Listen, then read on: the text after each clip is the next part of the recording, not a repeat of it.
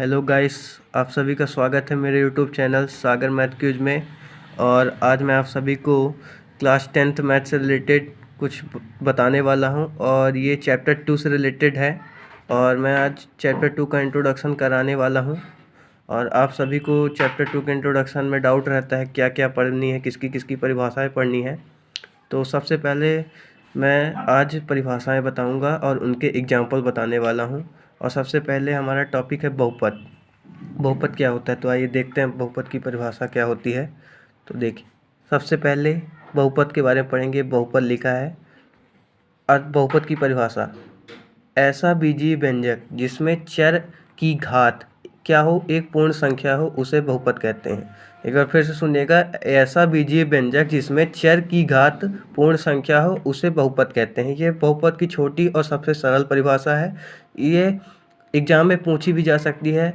बहुपद किसे कहते हैं, आपके स्कूल में टीचर भी आपसे पूछ सकते हैं बहुपद क्या होता है, बहुपद के कितने प्रकार होते हैं। तो ये बहुपद की परिभाषा: ऐसा बीजीय व्यंजक जिसमें चर की घात पूर्ण संख्या हो, उसे बहुपद कहते हैं।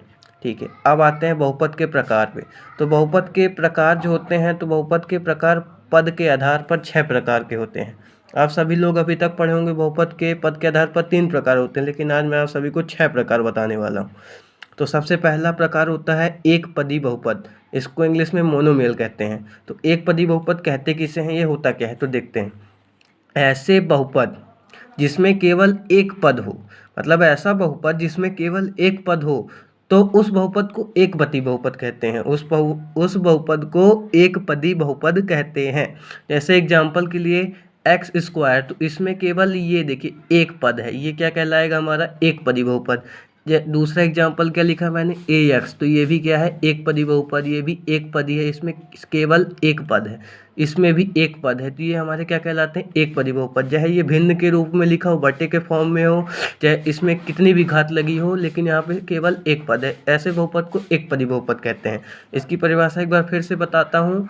ऐसे बहुपद जिसमें केवल एक पद हो, तो उस बहुपद को एक पदी बहुपद कहते हैं। तो एक पदी बहुपद का क्लियर हुआ। अब सेकंड प्रकार में चलते हैं, और इसका दूसरा प्रकार है हमारा द्विपदी बहुपद। बहुपद का दूसरा प्रकार है द्विपदी बहुपद, और ये पद के आधार पर है। तो द्विपदी बहुपद क्या होता है, मतलब इसके तो नाम से ही पता चलता है कि मतलब जिसमें दो पद हों। तो ऐसा बहुपद या वह बहुपद जिसमें दो पद हों द्विपदी बहुपद कहलाता है ना। अब देखिए इसके एग्जाम्पल देख लेते हैं।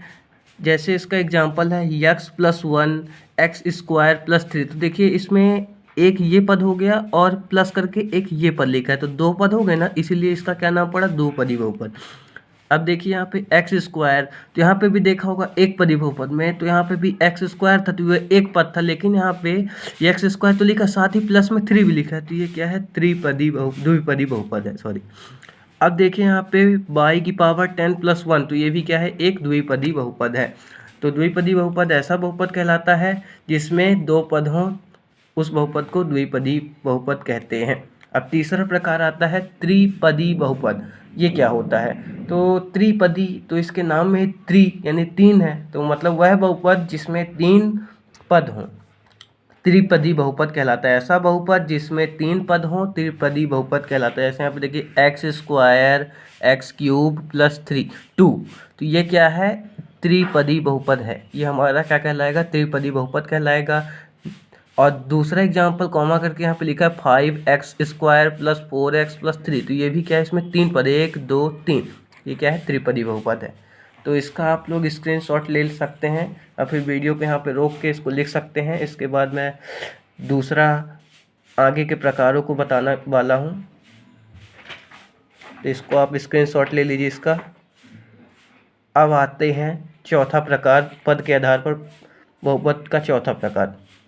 अब देखिए यहाँ से चौथा प्रकार हमारा आता है शून्य बहुपद। शून्य बहुपद क्या होता है, शून्य बहुपद, नाम ही आप लोग पहली बार सुन रहे होंगे, शून्य बहुपद क्या होता है। तो यदि किसी बहुपद में सभी पदों के गुणांक शून्य हो, तो उस बहुपद को शून्य बहुपद कहते हैं। मतलब ऐसा बहुपद हो जिसमें सभी पद जो होंगे, तो जिन सभी पदों के गुणांक जो होंगे तो शून्य होंगे, तो ऐसे बहुपद को क्या कहते हैं, शून्य बहुपद कहते हैं। जैसे एग्जाम्पल के लिए ले लीजिए, ऐसे x = x² + 2y ये लिखा है, तो यहाँ पे मैं क्या कर लूँ, जीरो कर दूंगा। तो पी एक्स का मान जो होगा तो वो 0 जब हो जाता है तब वो क्या कहलाता है, शून्य बहुपद कहलाता है। तो इसकी परिभाषा ये है, यदि किसी बहुपद में सभी पदों के गुणांक शून्य हो तो वह बहुपद शून्य बहुपद कहलाता है। क्लियर हो गया। अब इसके बाद 5th नंबर में जो हमारा प्रकार है, 5वां प्रकार है बहुपद की घात। ये आप क्लास 9th में भी पढ़ चुके हैं, क्लास 9th में भी था, 10th में भी है। तो ये दोनों क्लासेस के बच्चों के लिए मदद करेगा ये टॉपिक जो है। तो 5वां आता है बहुपद की घात, 5वां प्रकार। तो चर x में बहुपद, अच्छे से सुनिएगा, चर x में बहुपद f(x) में x की उच्चतम घात को बहुपद की घात कहते हैं। तो चर x में मतलब f(x) की जो उच्चतम घात होगी वो क्या कहलाती है, बहुपद की घात कहलाती है। तो जैसे एक बहुपद यहाँ पे दिया गया है, ये टोटल बहुपद है, ये ना एक पदी है, ना द्विपदी है, ना त्रिपदी है, एक बहुपद दिया गया है। तो इसमें चर x की जो सबसे बड़ी घात होगी वही बहुपद की घात कहलाएगी। तो यहाँ पे बहुत सारी घातें दी गई हैं, x की पावर 5, 4x की क्यूब दिया है, 3x स्क्वायर दिया है, 2x ये रैखिक बहुपद है, और ये क्या है 3 दिया गया है। तो यहाँ पे सबसे बड़ी घात x की जो है तो x की पावर 5 है, तो यही क्या कहलाती है, बहुपद की घात कहलाएगी। तो ये वाला क्या कहलाएगा, बहुपद की घात कहलाएगी। तो यहाँ पे बहुपद की उच्चतम घात क्या है, 5 है। तो समझ में आया। तो चर x में बहुपद f(x) में x की उच्चतम घात को बहुपद की घात कहते हैं। अब आता है 6वां नंबर, नियतांक बहुपद। ये क्या होता है, शून्य घात वाला बहुपद नियतांक या अचर बहुपद कहलाता है। मतलब ऐसा बहुपद जिसकी घात शून्य हो उसे क्या कहते हैं, नियतांक बहुपद या अचर बहुपद। जैसे x की पावर 0, तो ये क्या हो जाएगा, 1 आ जाएगा।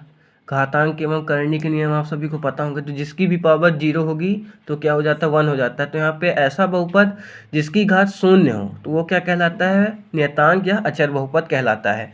तो ये 6 प्रकार थे जो मैंने पद के आधार पर बताए। तो ये बहुपद के 6 प्रकार होते हैं पद के आधार पर। अब मैं घात के आधार पर बहुपद के प्रकार बताने वाला हूँ। अब घात के आधार पर भी बहुपद के 3 प्रकार होते हैं।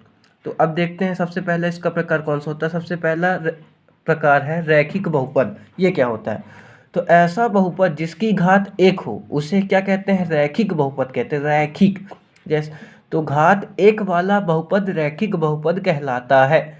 एग्जाम्पल के देखिए 2x, तो यहाँ पे पावर तो 1 लिखी नहीं गई है, मतलब किसी की पावर ऊपर ना हो, तो ये इसकी पावर क्या है, यहाँ पे 1 है। ये 2x है, मतलब x की पावर यहाँ पे क्या है, 1 है, ये हम मान लेते हैं। तो यहाँ पे 2x है तो इसकी पावर 1 है। जैसे यहाँ पे दूसरा एग्जाम्पल है √3x + 5, तो यहाँ पे भी x की पावर 1 ही है। तो ये क्या कहलाता है, हमारा रैखिक बहुपद कहलाएगा। ये भी हमारा रैखिक बहुपद है, ये भी रैखिक बहुपद है। तो ऐसा बहुपद जिसकी घात 1 हो वो रैखिक बहुपद कहलाता है। तो यहाँ पे परिभाषा, सिंपल सी परिभाषा लिखी गई है सरल शब्दों में, घात 1 वाला बहुपद रैखिक बहुपद कहलाता है। अब दूसरा प्रकार है द्विघात बहुपद। द्विघात, तो वह बहुपद जिसकी घात 2 हो उसे द्विघात बहुपद कहते हैं। मतलब वह बहुपद जिसकी घात 2 हो द्विघात बहुपद कहलाता है। मतलब f(x) = क्या दिया है, 2x², यानी यहाँ पे x की घात कितनी है, 2। तो ये क्या कहलाएगा, द्विघात बहुपद कहलाएगा। अब यहाँ पे देखिए 3x - 4/5, ये पूरा एक बहुपद दिया है, ये एक बहुपद है जहाँ पे x की पावर क्या है, 2 है। तो ये क्या कहलाएगा, एक द्विघात बहुपद कहलाएगा। दूसरा एग्जाम्पल gy = 2y² - 3, तो यहाँ पे y की जो पावर है तो क्या है, 2 है। तो ये क्या कहलाएगा, एक द्विघात बहुपद कहलाएगा। तो यहाँ पे आपको डाउट नहीं होना है। तो ऐसा बहुपद जिसकी घात 2 हो तो वो द्विघात बहुपद कहलाता है। अब तीसरा प्रकार आता है त्रिघात, मतलब जिसकी घात 3 हो। वह बहुपद जिसकी घात 3 हो तो उसे त्रिघात बहुपद कहते हैं।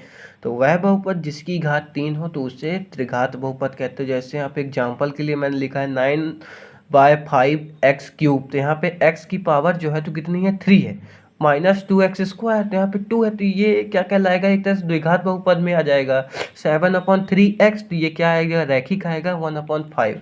तो 9/5x³ ये क्या कहलाएगा, एक त्रिघात बहुपद कहलाएगा। ठीक है, यहाँ से आप सभी लोग एक बार फिर से देख सकते हैं, ये बहुपद है, ये आप स्क्रीनशॉट इसका ले लीजिए या फिर वीडियो को रोक बंद करके लिख सकते हैं आप इसे। उसके बाद ये बहुत चौथे नंबर से प्रकार है, ये घात के आधार पर है।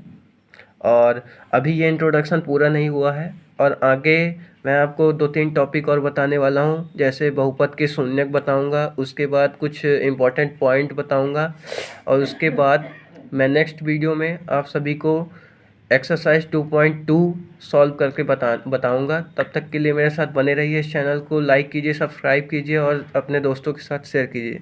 Thank you.